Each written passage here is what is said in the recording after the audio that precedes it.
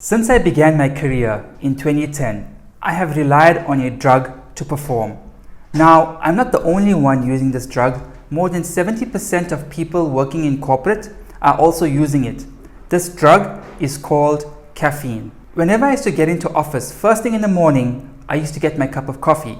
And then in the afternoon, I would have another cup with my colleagues. And when I would get home at night in the evenings, I would have a cup of English tea after dinner.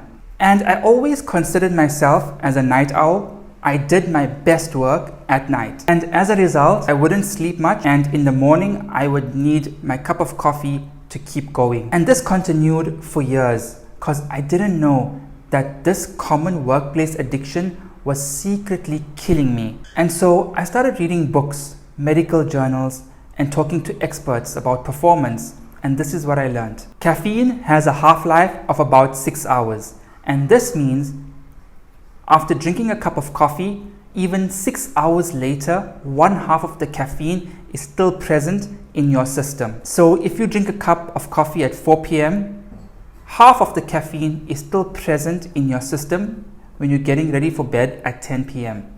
Now, I know friends and family who are able to drink English tea and coffee at night and still fall asleep immediately thereafter. Now, even if you are able to fall asleep immediately after drinking coffee, know that it still affects you physiologically. Instead of your resting heart rate lowering at night and letting your body rest and recover, if caffeine is still present in your system, your heart rate races on and you do not get the same rest and recovery that you should during sleep, and thus your sleep is severely compromised. Now, I have reduced my caffeine consumption, so I only drink coffee or English tea in the mornings before noon, and I found that I sleep much earlier.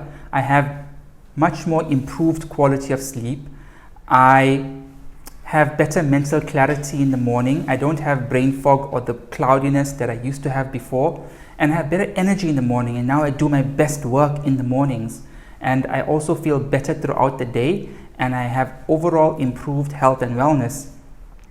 So as you can see, in my case, I have cut down on one drug and I have taken up a new drug, which is sleep, because sleep is the greatest legal performance enhancing drug that you shouldn't neglect.